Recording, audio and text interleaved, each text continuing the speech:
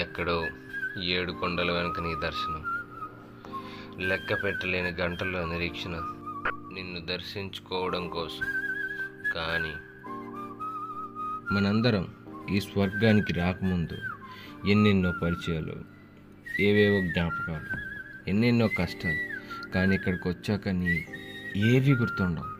నువ్వు, నీ ప్రశాంతత, నీతో శ్రీవారు అనే మాట తప్ప ఏది గుర్తుండదు. ఆయన మహిమ అసలు చెప్పక్కర్లేదు.